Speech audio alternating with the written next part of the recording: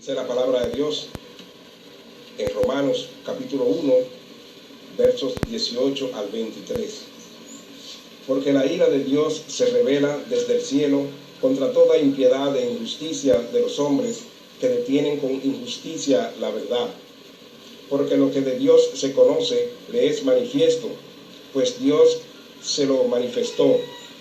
Porque las cosas invisibles de Él, su eterno poder y deidad, se hacen claramente visibles desde la creación del mundo, siendo entendidas por medio de las cosas hechas, de modo que no tiene excusa. Pues habiendo conocido a Dios, no le glorificaron como a Dios, ni le dieron gracias, sino que se envanecieron en sus razonamientos, y su necio corazón fue entenebrecido.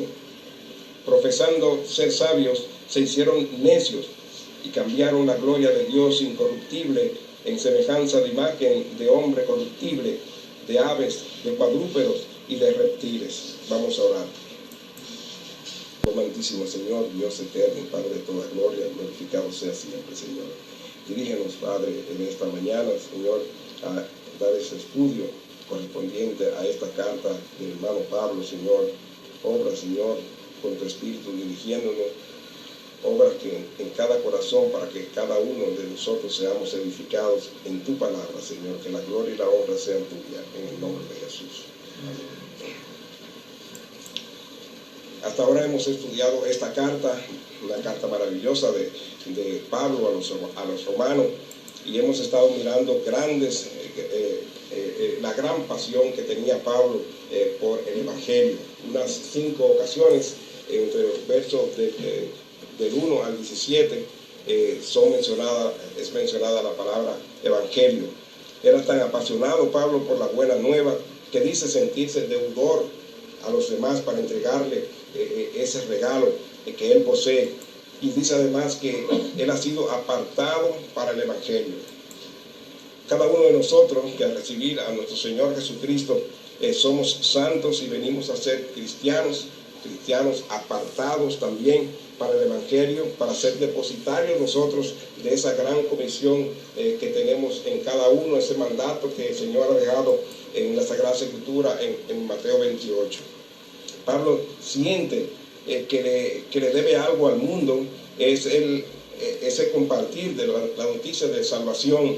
Él tiene deseo de explicarle a cada uno de esa buena nueva del Evangelio de Dios, para hacer que cada persona pueda recibir la promesa que Dios ha hecho a través de su Hijo amado, nuestro Señor Jesucristo, de salvación y tener vida eterna en Cristo Jesús, su Hijo. Compartir con los demás el cambio que él experimentó al tener un encuentro real, un encuentro verdadero con Dios, al conocer a Jesús en momentos en que estaba ejerciendo la labor más baja que él podía ejercer en su vida, que era el de tener la verdad. Él iba a detener la verdad, él quería acallar a los hermanos que eran seguidores de nuestro Señor Jesucristo. Esa era una labor baja, la cual Pablo se dedicaba a hacer por el Señor. En su tiempo lo detuvo. Nosotros debemos también ser poseedores de esa chispa que tiene Pablo, de esa pasión que Pablo siente por predicar la palabra, por predicar el Evangelio de nuestro Señor Jesucristo. Vimos la semana pasada que dice en el verso 16, no me avergüenzo del Evangelio porque es poder de Dios para salvación a todo aquel que cree. Su vida era presentar el Evangelio, presentar la palabra de Dios, presentar a nuestro Señor Jesucristo y a Cristo crucificado. Pablo tenía ese norte, tenía su visión de siempre presentar a Jesucristo y no otra cosa que no sea Jesucristo. Leímos el pasaje de hoy en Romanos 1, 18 al 23. Nos vamos a ocupar en ese tema.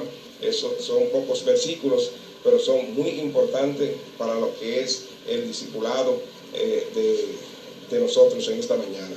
Pablo muestra que el hombre no tiene suficiente justicia en él para estar delante de Dios. El hombre por sí solo no puede justificarse, necesita la salvación. Por eso él dice, que el Evangelio es poder de Dios para salvación. Muchos nos preguntaríamos, ¿para salvarme de qué? ¿De qué debo ser salvo? No he robado, no he matado. ¿Qué hay contra mí? ¿Qué tengo que hacer? ¿De qué debo ser salvo? Y eso es lo que Pablo quiere explicar. El verso 18 dice, porque la ira de Dios se revela desde el cielo contra toda impiedad e injusticia de los hombres que detienen con injusticia la verdad. Y aquí está, tengo que ser salvo de la ira de Dios. Dios revela su ira de dos maneras. En una forma indirecta, mediante las consecuencias naturales de transgredir la orden, de transgredir lo que es la ley moral de Dios, la ley moral universal, que es transgredir los mandamientos.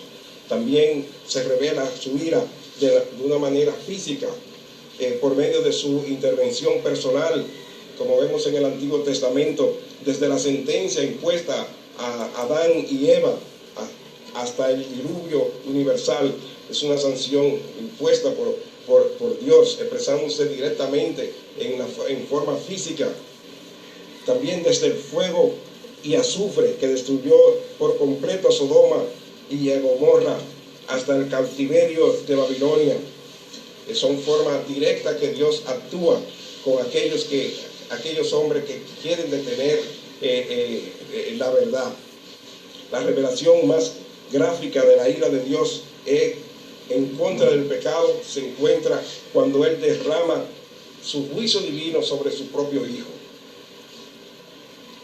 No vale nada de presentarle el Evangelio a una persona sin llevarlo a que sienta la necesidad de ser salvo.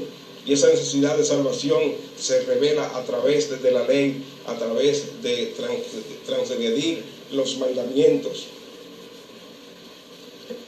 Comenzando en ese verso 18, en la parte A, dice, la ira de Dios se revela desde el cielo contra toda impiedad e injusticia. Eso es lo que Pablo quiere explicar. Impiedad e injusticia. La palabra impiedad es lo contrario a piedad. Piedad es adorar bien a Dios, ocuparse de las cosas que agradan a Dios. La impiedad es lo contrario, es una actitud de menosprecio a la persona de Dios, una actitud de menospreciar la obra de Dios. Entonces, el impío es una persona que no tiene reverencia a Dios, que no respeta, que no teme a Dios y además tiene una abierta rebeldía contra la demanda de Dios. Por eso dice Pablo, la ira de Dios se revela contra esa impiedad, contra esa actitud de menosprecio a la persona de Dios. Vemos que dice también contra toda injusticia, dice el verso 18. Y vemos que dice, la ira de Dios se revela desde el cielo contra toda impiedad e injusticia de los hombres que detienen con injusticia la verdad. Injusticia es irrectitud, iniquidad, algo que caracteriza a una persona de no ser recta, a no ser justa, que no hace lo que debería hacer, que es reconocer los atributos de Dios, reconocer su omnipotencia, reconocer su omnisciencia, reconocer su omnipresencia, su bondad, su gracia, su justicia. Es importante saber que Dios, cuando nos hizo, no nos hizo en esa manera, sino que Él nos crea a nosotros para que nosotros tengamos una comunión con Él. Hasta que vino el engaño de Satanás, haciendo que Adán y Eva pecaran, que desobedecieran el único mandamiento que se le había dado al hombre, que no comieran de aquel árbol. Y Satanás le hizo creer que si comían de ese árbol, ellos se habrían de parecer a Dios, y les surgió la envidia, y actuaron impíamente, con actitud de menosprecio a Dios, quisieron ser como Dios, y entró el pecado en el hombre, y entró también la muerte en nuestros primeros padres. Podríamos decir que es como que eso le sucedió a Adán y Eva en aquellos tiempos. Pero hoy nosotros, si vivimos sin Cristo, también estamos viviendo impíamente. Por eso es que aún el que vive sin Cristo se le llama impío, porque no ha creído en el Dios verdadero y en su Hijo nuestro Señor Jesucristo. Y menosprecian a Dios mismo, menosprecian su obra y no creen en la creación divina. Dios está airado con los hombres que detienen la injusticia y la verdad. Nos preguntaríamos que ¿cuál verdad? Eso también Pablo lo quiere explicar. Cuando leemos en el verso 20, dice: porque las cosas invisibles de Él, su eterno poder y deidad, se hacen claramente visibles desde la creación del mundo, siendo entendidas por medio de las cosas hechas, de modo que no tienen excusa.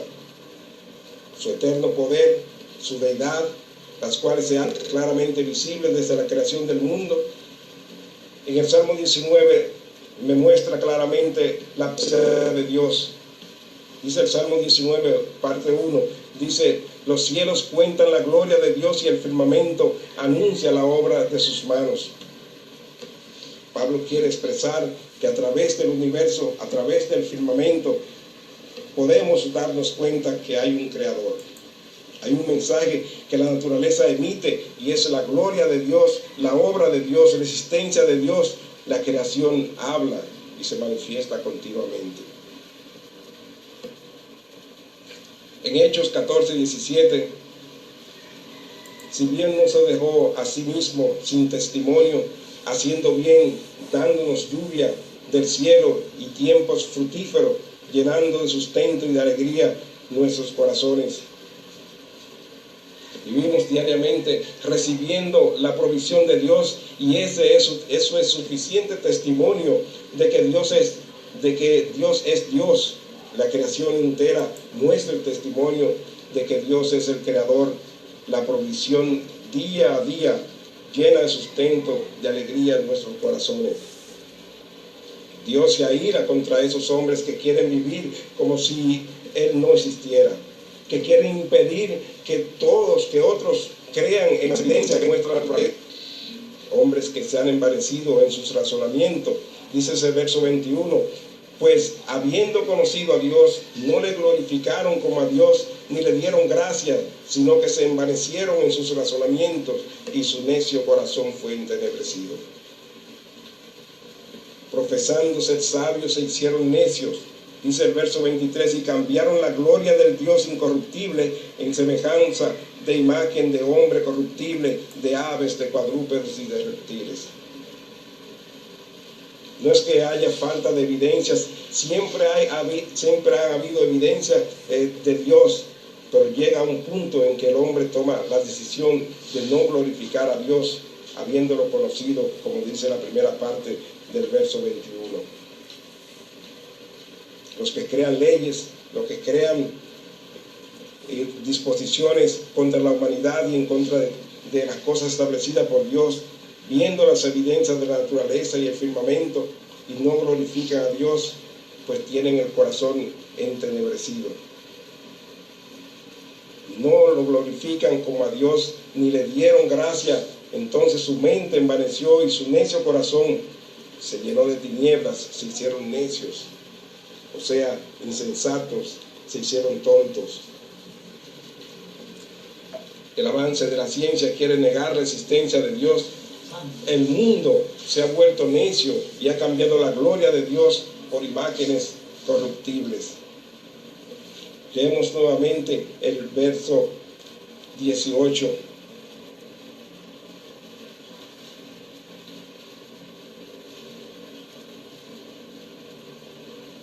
Dice el verso 18, porque la ira de Dios se revela desde el cielo contra toda impiedad e injusticia de los hombres que detienen con injusticia la verdad.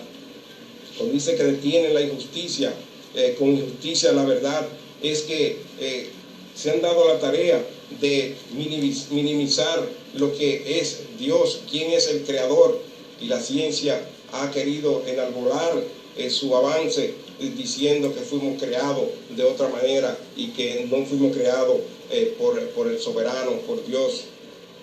O sea, sabiendo que Dios es el creador, ellos no le glorifican a Dios, no glorifican al Padre Celestial, sino que su mente se ha entenebrecido, se ha obnubilado, ¿verdad? Se ha vuelto tiniebla.